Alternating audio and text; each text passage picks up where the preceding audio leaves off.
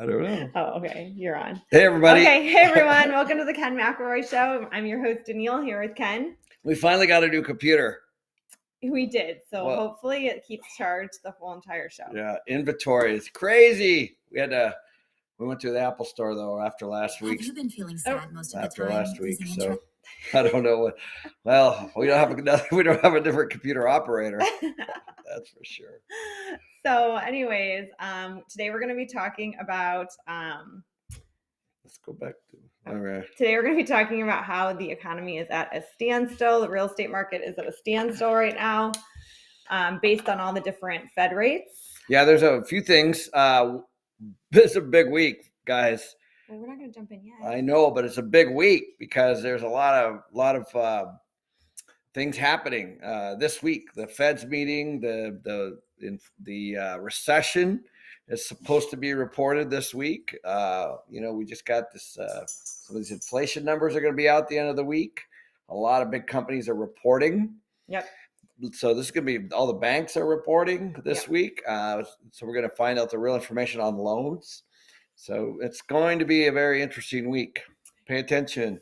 But before we get into that, you have a happy hour tonight with your friend Chuck. Chuck, yeah. This is for Inner Circle members. So to join the Inner Circle, go to kensinnercircle.com. It's about $30 a month.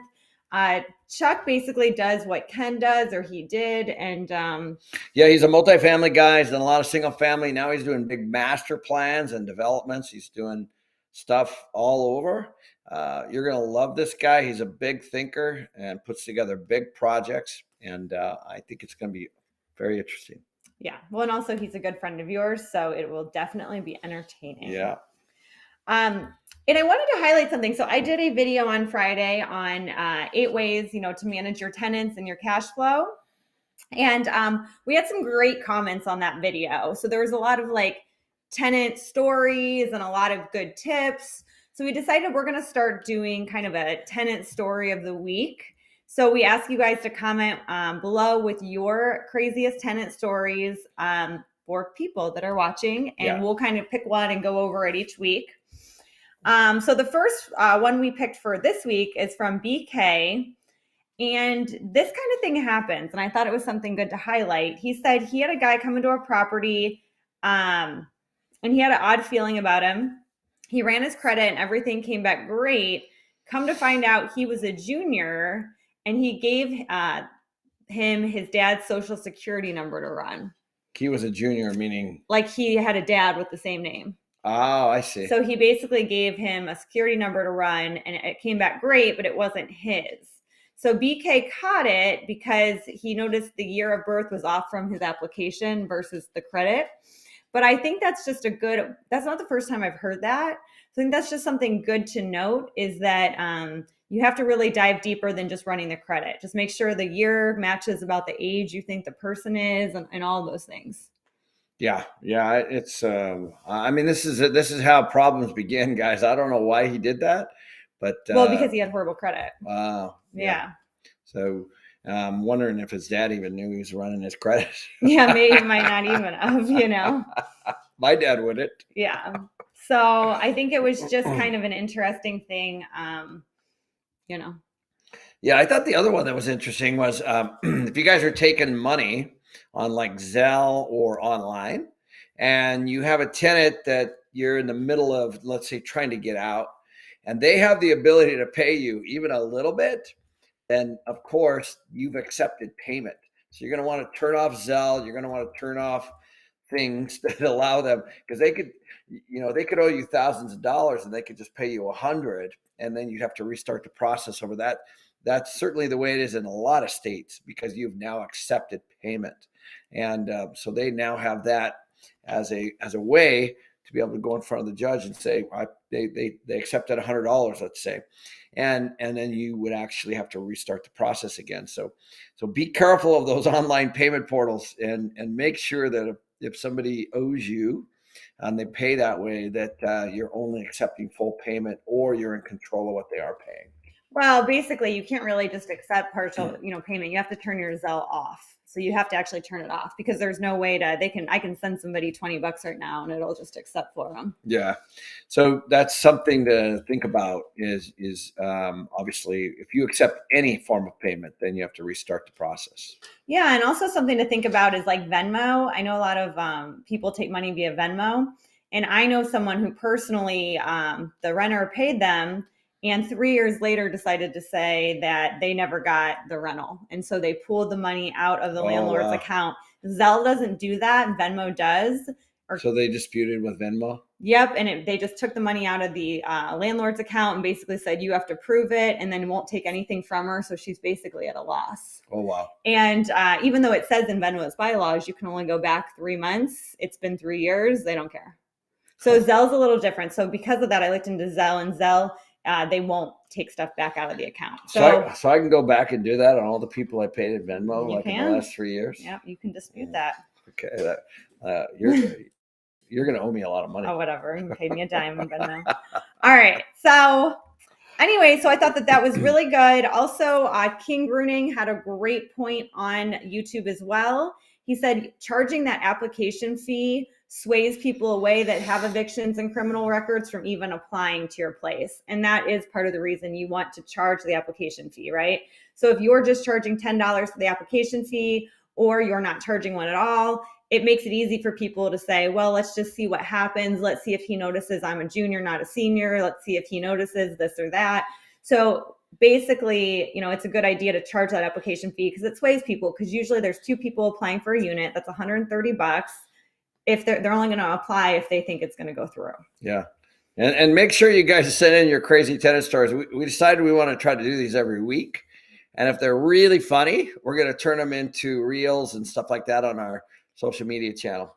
And when Ken says turn them in, he means comment below so we can read. Comment below so we can read. I think so.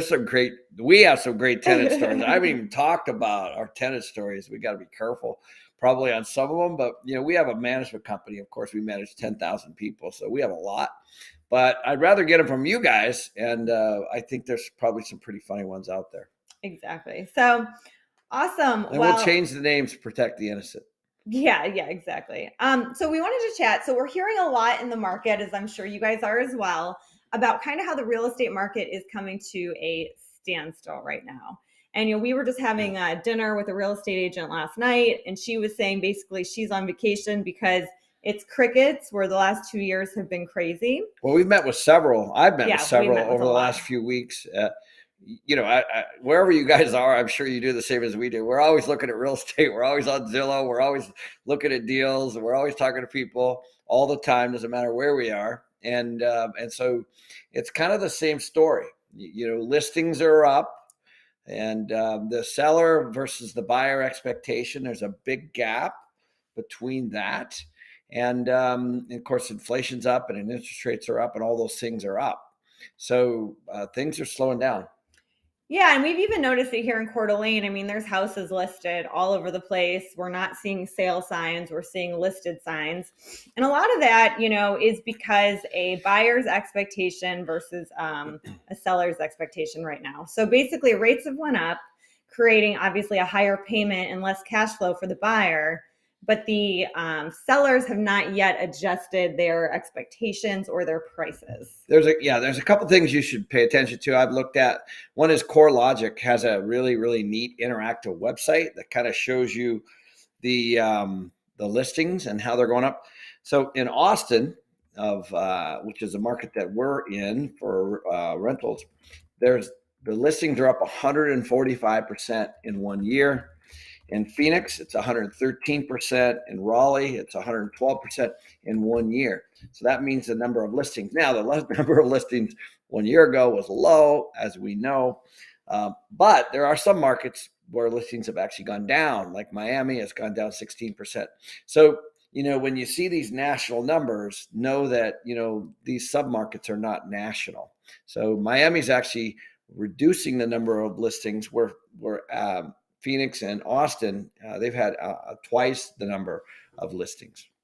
Yeah, and with all this comes a slowing down of the economy, right? Because you have real estate agents making less money, you have mortgage brokers making less money, you have flippers sitting on inventory right now. Those are probably the people that are sweating the most bullets, would be your flippers, because if they needed to flip and sell it for a certain amount, now that the market is starting to slow down, the prices may start to come down a little bit with it. Let's walk through that real quick.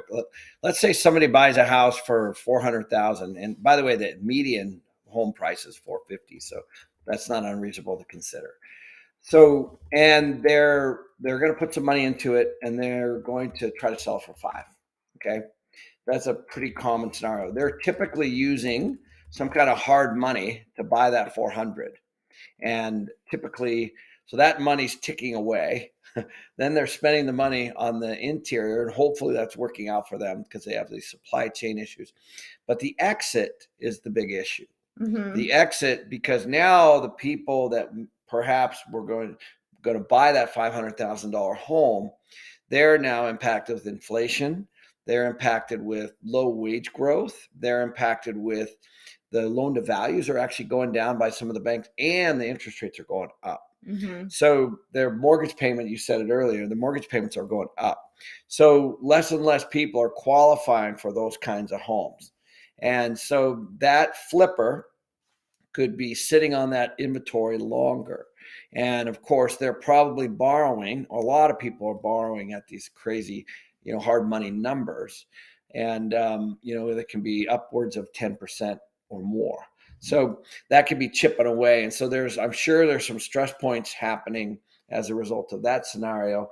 In addition to that, the real estate agents that we are talking to, they've got basically not a lot of sales right now. Right. So you have that. So if a real estate person was making, let's say, $10,000-$20,000 a month, or perhaps even quite a bit more, can you imagine how that might have reduced by half, or even almost all the way down to zero? The 3 people we talked to basically haven't had any sales in the last few months. Right. So you go from 100 miles an hour to zero. So all of that stuff's starting to show up now, and that's going to start to show up in consumption, and the way people spend money too. So right. Well, and I think it's interesting, when we were talking about the seller expectation versus the buyer expectation, right? So there's a home listed here in Coeur d'Alene for $1.5 million. It's about 4 bedrooms, doesn't have a yard, and they're advertising they're getting $600 a night on Airbnb, but they want $1.5 million for this house, right? And this is not a $600 a night market. Yeah, right. Beyond maybe July and August. I don't even know if it is then. Yeah. Realistically, it's not. That's a lot. You're talking about quite a bit of money. You're talking about $20,000 to rent a place for a month. Right. So that is also high. But they're also sellers are used to putting out these outrageous numbers, and buyers, forgoing inspections and just buying them, right? So that tide's turning. So this house has been sitting for all summer. Yeah. There's been very little action on it. And they're probably going to have to reduce the price or decide not to sell it and keep, hold it as a rental. But either way, that's where this discrepancy is starting to come in. Is the sellers have been very spoiled the last couple of years, and the buyers have been, lower on the totem pole. And now it's starting to even out a bit, where the buyers have more pool. And the numbers worked for a while. Mm-hmm. So you had a friend in Phoenix where they did almost the exact same thing. They stretched for the second Airbnb home, with Airbnb covering the costs. I think we've talked about this before, mm-hmm. but that person lost their job, right? Right. And so all of a sudden, they were planning on this, income coming in. Now they don't have the job to cover their primary house. So these are some things. You could be a realtor getting commissions. You could be a mortgage person getting commissions. And if you're extended like this, and you're relying on Airbnb to cover, then that's all I'm saying. You guys need to pay attention to what's happening right now, because I think that we're at the very beginning of some serious stress in the next 6 months. Right, right. And well, and that's why, but rents have not been going down. So actually, rents just went up in Phoenix again last month. So even though you're having more listings, you're having increases in rent. Because if you guys think about it, the harder that these homes are to buy, because right now we have high prices and interest rates that keep climbing, people have to stay in rental units, and there are a limited number of rental units. So that's why we always say to hold, hold. Yeah. We're holders. We're Yeah. not sellers.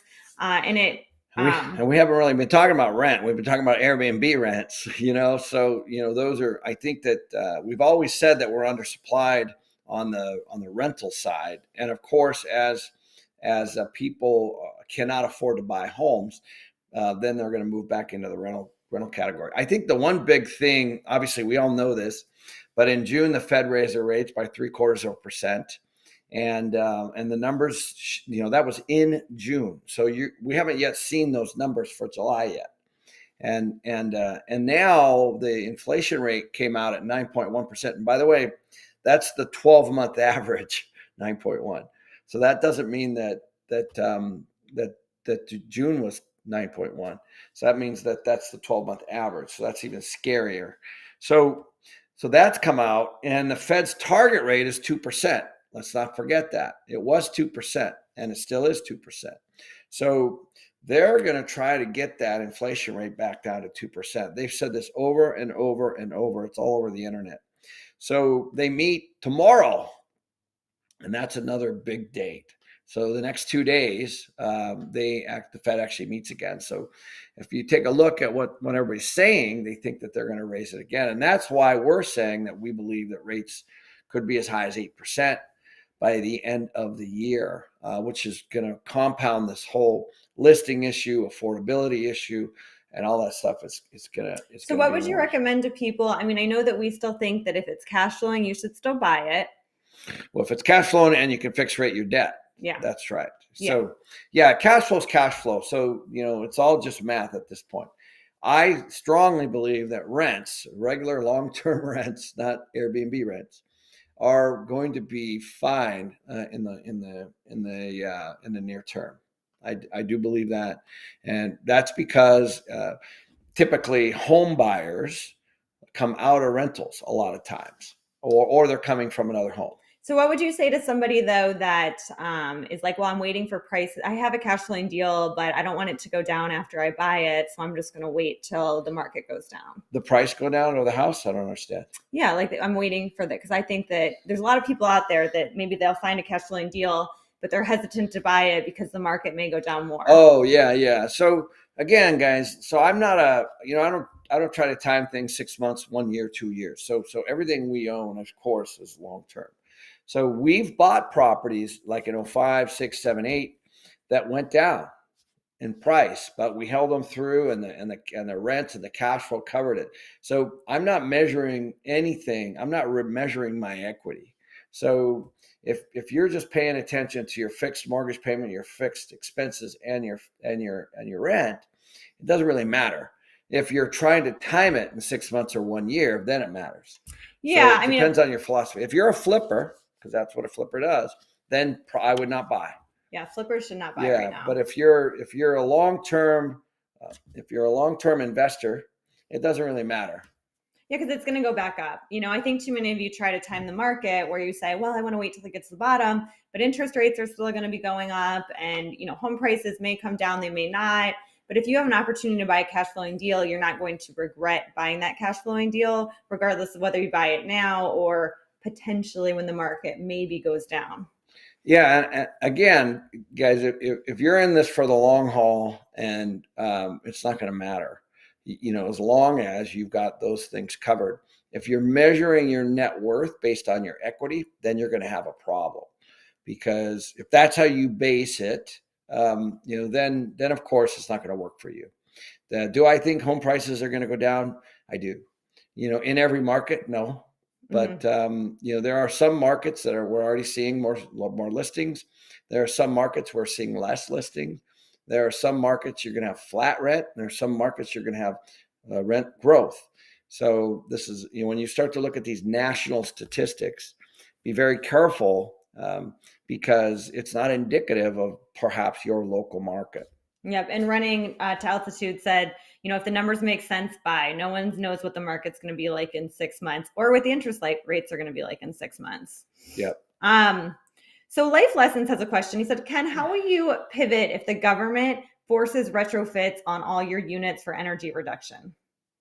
So the government has already started energy reduction issues. They've actually embraced it. So what they're doing is it's LEED as an example, LEED certified, or the ESG is kind of the new buzzword. If you don't know what it is, go take a look up. They're actually crediting builders, property managers, and owners. They're actually giving them breaks on their interest rates and things like that for doing these kinds of things. So we've been doing this stuff for years. The government's already embraced all this, and so I don't see how they're going to mandate it, but it's already happening. And I think most people, if you could save money on energy and get a break from your lender, then that's awesome. Yep. Man, we have a lot of questions all of a sudden. So Oh, good. okay.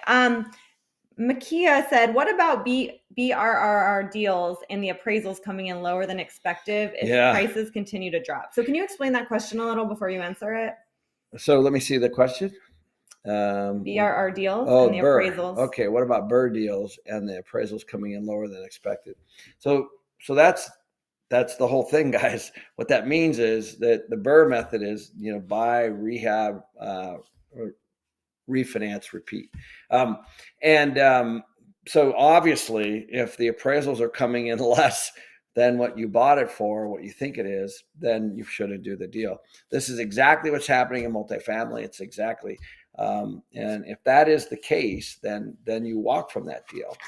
If you're already in the middle of it, then you got a little bit more of a problem. But the whole exit is the higher appraisal. That is the scenario I just mentioned. The 400,000 to the 500,000 is that method. So if the appraisals are going down and there's more listings, then you're going to obviously not have an exit. You're going to be sitting with that hard money and perhaps holding on to that house longer than you want. Exactly. So Yumato said, I don't understand a long-term investor can buy when you have a potential to be upside down and no equity to cash out for other investments. So yeah, of course. Yeah. So first of all, real estate doesn't always go up. I know for a lot of you, it's been that way. But for me, it's gone up, it's gone down, it's been flat for years. And we just rely on our tenants paying off our debt. So if you believe that real estate only goes up, then that's the first mistake. It does not. So, and if you only have the comfort when it's only going up, then it's probably not something that you should do. So, but real estate does not always go up. And the reason why real estate is so hot right now is because of these lower interest rates that we've just had. And the only thing that's happening is this is the cost of money. The Fed is now raising those rates. So guys, you've experienced an incredible boom in your real estate values and prices as a result of lower interest rates. Lower interest rates keep the payment the same. It's no different than a car price going up and the car dealer lowering their rates to make the payment the same. That's all that's happened. So now what's happening is the cost of debt is going up and the price is already high. And so, so now you're starting to see the correction. So, but there's still good markets out there, guys. I mean, there's plenty. You got to find them. Make sure you guys hit the like button. I love that. Helps me out. Try to get over 100 here at likes. We have a lot of people that are watching from other countries, right? Cool. And they have different loan standards. So I can't find it, but somebody just asked from Canada saying they can only set a 5-year fix. Yeah, that's right. So what should they do in times of high interest rates or rising interest rates? Yeah, I know. I'm very familiar with this in Canada. They don't have these long rates like we do in the U.S. You guys in the U.S., you don't know how lucky you are. I mean, even in Mexico, you don't really have a lot of debt. And so the U.S. is been pretty easy actually as compared to a lot of other countries. Um, the thing is obviously you just got to go back to that cash flow model, and if you're uncomfortable that rates are going to be significantly higher in say at the end of the year term, then you're probably something that you got to think about. But in the U.S., we can lock and fix for a long period of time. That is kind of the secret sauce, is to be able to have that fixed rate debt for a long period of time. We also don't know where inflation's heading. I know. So listen to this, guys. I took a look at inflation before the live today. Israel's had 25% increase in 2 years. Greece 20, Italy 20.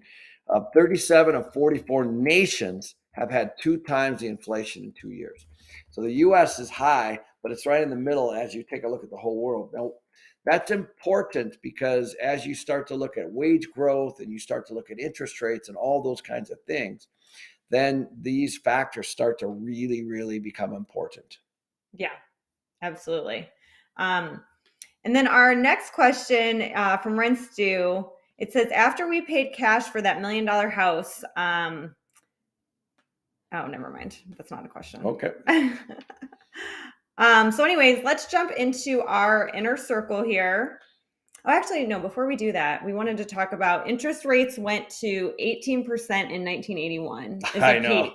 I was a kid. I remember. Well, people are thinking, that these 8 or 9% interest rates are high, but generally they are high for our times, but they're not necessarily high all around. Guys, go back and look in the 80s. You'll see. I think they actually went even higher than 18. It could be, inflation the interest rates were really, really high. As I remember, I actually was like, I think it was my first car I had to buy. The interest rate was like 15, 16% or something, right, as a kid.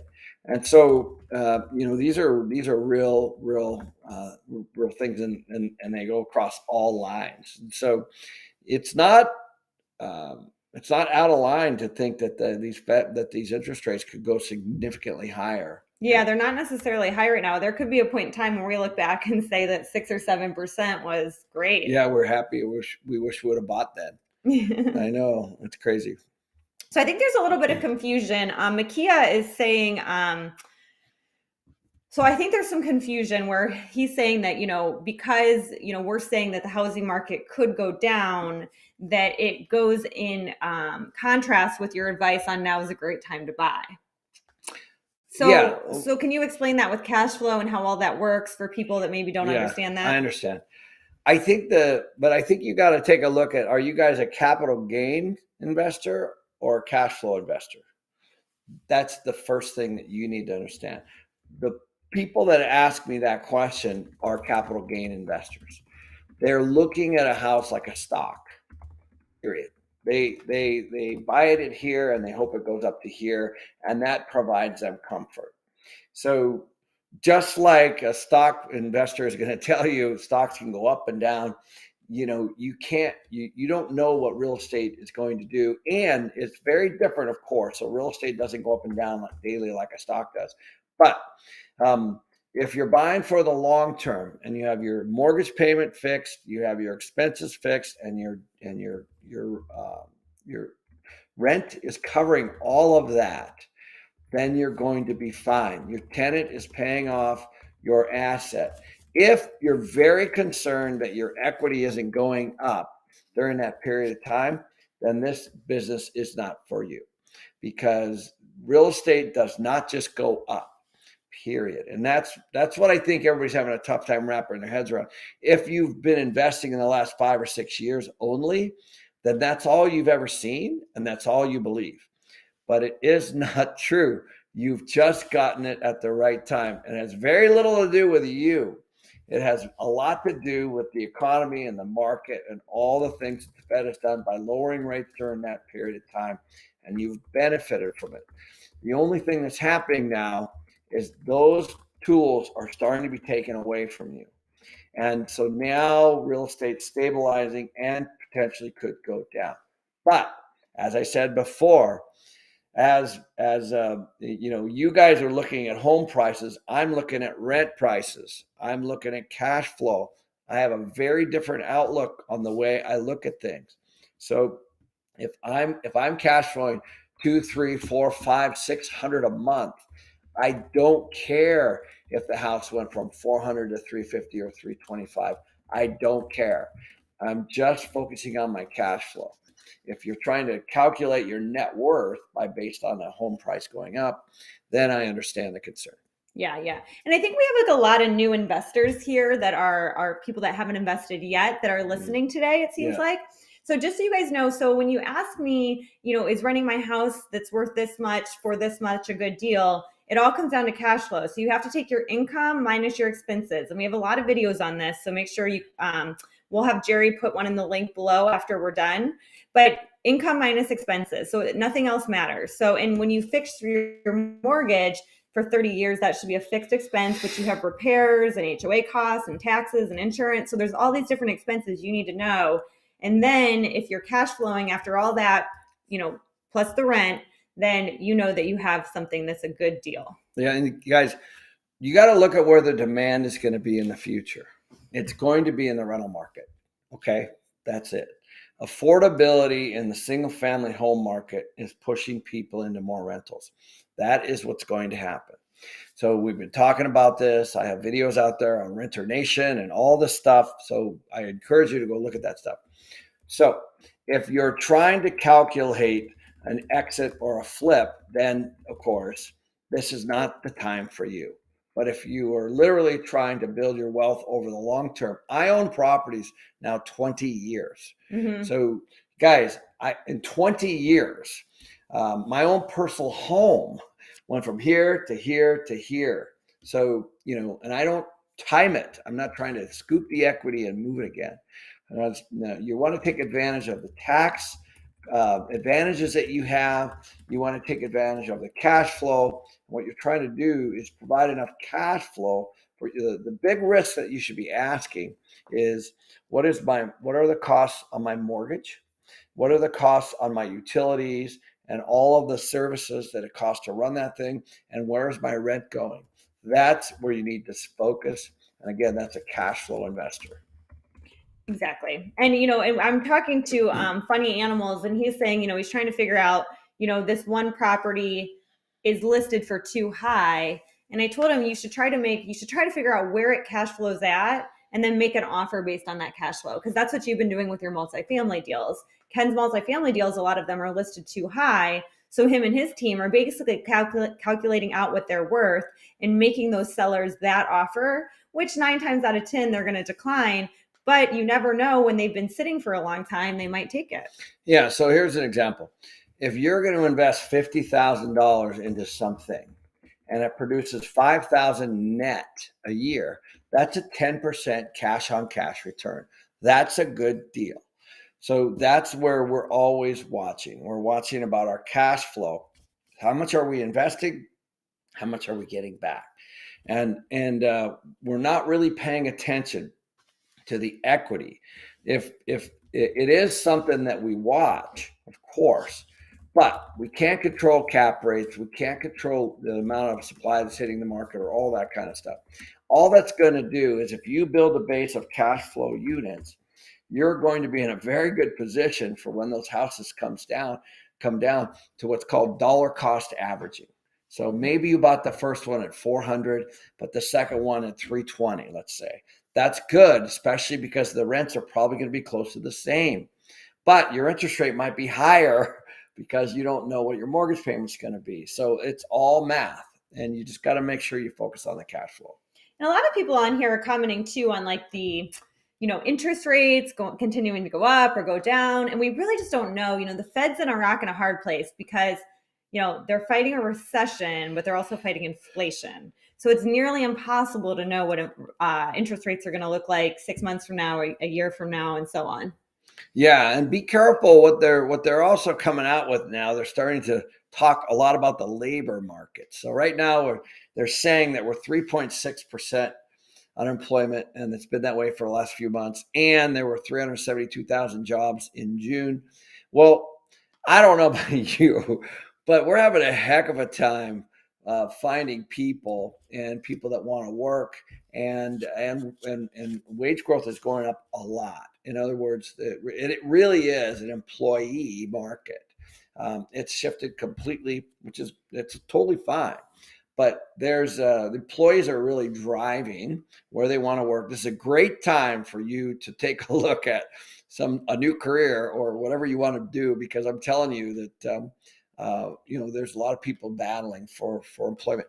But pay attention to those numbers, because what they usually say is unemployment is actually going up during these recessions. So I think the narrative you're going to see this week is the rates are up, but employment's down. Unemployment's down, and so we're not in a recession. It's going to be a very confusing time as you start to navigate some of the stuff. Absolutely. And I like Jorge's question on here. So he just got his real estate license. So he's kind of feeling like that's a weird time. It is, yeah. He gets his real estate license as the market's starting to cool. But honestly, it's a great time, because what you're going to see is a lot of realtors exit these markets, right? They got the real estate license. They loved making $15,000, $20,000 a month. And now that they're down to no sales or very few sales, they're actually going to have to work for their sales like that you normally do in a normal market. And you're going to see a lot of people get other jobs and kind of get out of, these markets. So if you start to build your client relationships as the market starts to go back up, you'll be successful. It's just going to take more work. Yeah, guys, anything that's tied, any commission-based income that's tied to a growing economy, I think it's going to take a big black eye here soon. Yeah. And so it is a rough time for you, but just continue to get educated. And there are deals to be had, but high-performing realtors and flippers have done very, very well, are very connected in the market, and they're going to be hard-pressed. It's going to be a hard-pressed time for you. So just, hit your wagon to somebody that's doing deals and learn as much as you can. Yep. So now we're going to move on to some more inner circle questions. Make sure you guys join our inner circle. It's called kensinnercircle.com. Tonight we have a happy hour with Chuck Heath, which is a friend of Ken's and a really great multifamily investor. They're going to talk all things recession, mortgage rates, interest, all the stuff. So that's at 5:00 Arizona time tonight. Go to kensinnercircle.com to sign up for that. And make sure you hit the like button. We're at 130 people. So I beat the 100 that I wanted, but keep going. Okay, so Patrick wanted to know, he said, thanks for all you do in all your books and videos. I walked away from the rat rate. Oh, sorry. Wrong person. Okay, so John said, in your recent recession warning video, did I hear this correctly? For a multifamily syndicator underwriting today to use an exit interest rate of 8%. Normally the refi is 3 years out of sale or 5 to 7 years out. So you would use an 8% interest rate for something that far out on the exit? Good question. So can you kind of explain that question first? Sure. So when you're buying a property, this is basically, this is one of the big issues I have with a lot of these syndicators. So a syndicator basically buys something, adds value, puts new debt on it, or sells. So that's basically it's a BRRRR method for syndicators with big projects. So the issue I have today is we don't know what the interest rate exit is going to be. So, somebody brought it up earlier about the appraisal being lower. Okay, you don't know what the value is going to be in 3 years. Nobody knows. That's the first thing. We don't know if interest rates are going to be 8% in 3 years. I believe they're actually going to be close to 8% by the end of this year. I have no clue, of course, what they're going to be in 36 months. I don't know whether the Fed's going to get down to their 2% target rate, and we could be into the double digits, perhaps, sometime next year, perhaps. Or if inflation comes down and the Fed is managing that better, then it's possible that rates could go down again. So there's people in both camps. There's no way I can predict what interest rates are going to be out in 3 years, but it's something that you need to watch. If your exit is tied to a value being higher than it was when you bought it, and the seller being able to buy it with low debt, that's the pickle people are in right now. And so that was what I was trying to say. Mm-hmm. Well, you've also said just on other people's stuff that there's no way you could have an exit cap because there's no way you can know what interest rates are going to be in 5 to 8 years from now. Right. So a lot of stuff was being traded. I just was looking at a deal this morning where a guy sent us a deal off market, and his first question was, "What are we underwriting for a cap rate?" I thought that was a very astute question, and he said, "If it's not in the 4% range, then we could pass." My acquisition guy said, "We're looking at 5.5 caps." So what does that mean? What that means is that cap rates in that scenario have gone up a little more than 20%, or value has gone down by about 20%. So you take your net operating income divided by your cap rate. If that cap rate goes up, then your value goes down, and therefore you don't have that cash out refi potential. That's the real issue. So sellers have this expectation. The brokers, a selling broker may or may not be they may not fully understand what's happening in the market, and they may or may not be even talking to their seller about it. The only thing that's going to make a seller understand it is the buyer and the market. Right. So these listings, they're going to have to adjust. Don't forget, guys, these prices ratcheted up for a long time. We had massive price increases the last 2 years. Okay, now it's going to ratchet down. Okay, as rates go up, the prices will ratchet down. As rates go down, the prices ratchet up. It's just the other side of the equation. So if your whole philosophy is based on some kind of an exit, and a lot of people's are, this is the difference between a short-term investor and a long-term investor. Absolutely. So Eric has a question from the inner circle. He said, what things can a tenant sue a landlord for which could cause the landlord to lose the property? And what can I do to avoid being sued?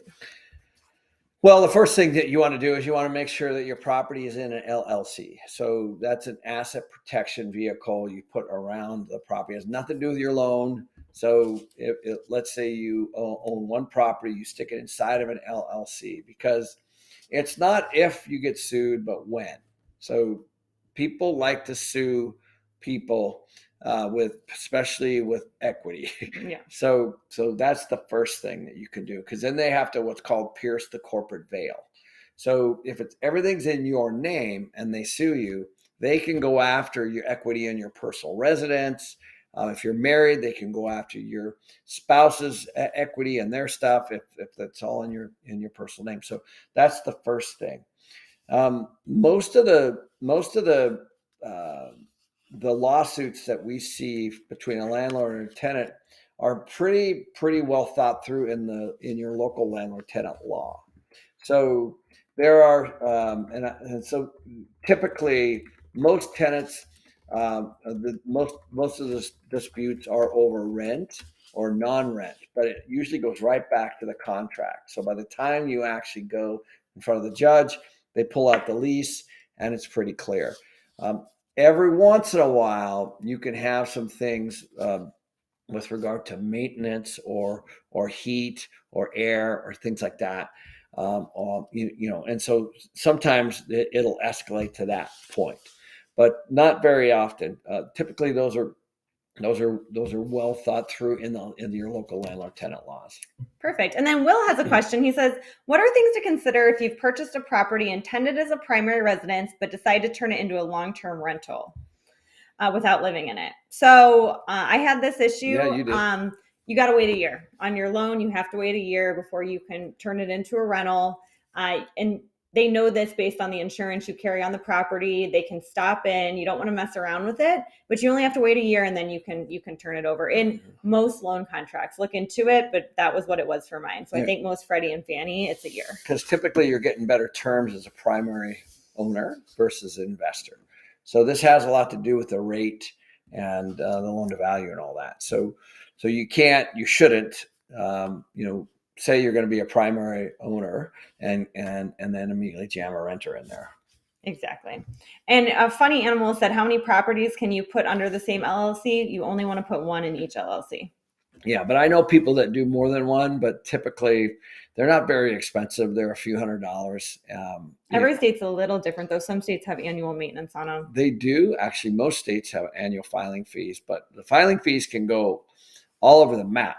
So like California is and New York are some of the highest in the country, but places like Wyoming are very reasonable. And I think you could go to Garrett Sutton at Sutton Law, Sutlaw, and there's a lot of really good information on there around this annual filing fees. But sorry guys, new computer, so I'm adjusting to the keyboard.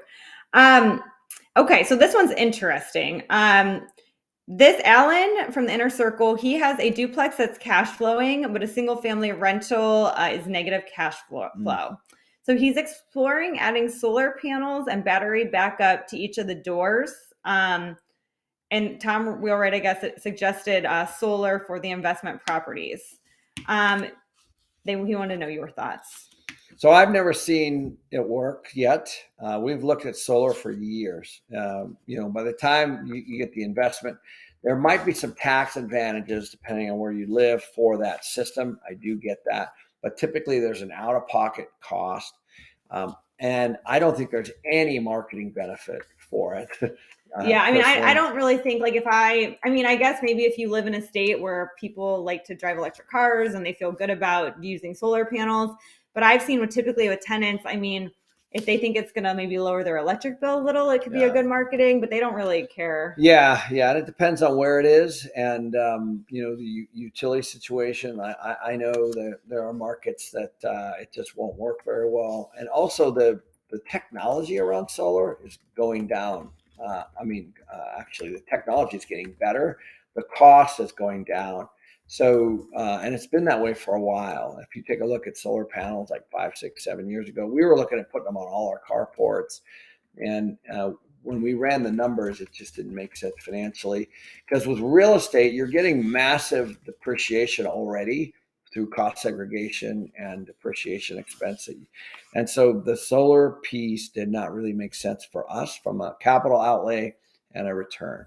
Right. So yeah, definitely look more into that. I don't have much experience with solar either. I know that in my neighborhood, some of the people have it, but it seems to have not caught on, which makes me think that they're not getting a good value. Because I think if they were, more people would be doing it. All right. Then Brad from the Inner Circle, he is 50. And his question is, how concerned should I be about continuing to grow my asset base if I want to step back? Good one. So this is kind of that's a great question. So if you can find, let's say, property management and be able to, meet with them once a month, that you got to take a look at the cost. I think he said he had like 70 rentals or something. Mm-hmm. So you're going to be a very good client for somebody. The other thing is you could groom somebody up behind you for like a year or 6 months to kind of take that over. You can, with that kind of volume, let's say as an example, if each property pays $100 a month in property management, that's $7,000 a month. That's very doable for somebody to be able to pay them a nice salary and run a little bit of an overhead, and do that for you, and you should be able to step back. But with that number of units, and if you don't have that, if you don't want to mess with that, then you just find a property management company that's willing to cut you a deal for managing 70 places. Congratulations, by the way. Yeah, awesome. Nishad from YouTube has a good question. He or she said, I understand you can't predict the interest rates in 3 to 5 years. How is it different from the multifamily syndications that you have underwritten? You've always had to make some predictions on the exit conditions. Yeah. So again, but I'm not selling. That's the big. Yeah, we're holders. Yeah. So, I'm not trying to time the market. So of course you try to put predictions in there on what you think the cap rates or what the things are going to be worth, but it doesn't really matter unless I sell. So what we're doing is we're focusing on value add. So as an example, we bought several projects. One in Austin had a $500, let's say, average rent growth per unit. We're hitting that. We're actually surpassing that. So the property we bought is definitely being increased at least $500 a month as we're turning units. And but the cost to turn those units has gone up because of supply chain things. So from our original business plan, our costs to do renovations have gone up. Now, and if I'm predicting some kind of an interest rate later, let's say 3 or 4 years later, then that interest rate is toast. It, of course, is not even relevant anymore. And the only thing that you can do is just educate your investors to say, hey, we thought it was going to be, let's say 5, now it's 6, or we thought it was going to be 4, and now it's 6. Whatever it is, it's going to affect your cash out refi at some point. So yes, you do draw a line in the sand. You have to, based on the current conditions of today. But it doesn't necessarily mean, they're guides. No one knows what interest rates or cap rates are going to be in 3, 4, or 5 years. But it really affects people more that have to exit in 5 to 7 years, because then they're forced to exit because people want their money back that they were promised. And it could be a bad time to exit. We're on a refinance. We can wait until it's a good time to do so. Yeah. So here are the people that are going to be in trouble. The people that are raising money at 8, 9% preferred return on the equity. So let me walk you through that scenario. We were just talking about this last night. Let's say a property produces 3 or 4 or 5% cash flow per year, and your equity is costing you 8 or 9%, in some cases even higher. So you are for sure behind the equity. That means that each year you're going backwards from a general partner standpoint. And so, so you're going to be in a position at some point to have to sell to make that money up, because those people that gave you the equity, they want their money. So a lot of it is going to be dependent on the LPs or the equity that you brought in. And there's equity that's 1 year, there's equity that's 3 years, 5 years. So, I don't know what your situation is, but one of the reasons that we have a lower preferred return for our investors is that we're trying to cover the cash flow right out of on day one. Exactly. Awesome. Well, make sure you guys tune in tonight to the happy hour with Chuck Heath, 5 o'clock Arizona time. Sign up at kensinnercircle.com, and we'll see you then. And if not, we'll see you next Monday. Hey guys, thanks. Good seeing you all.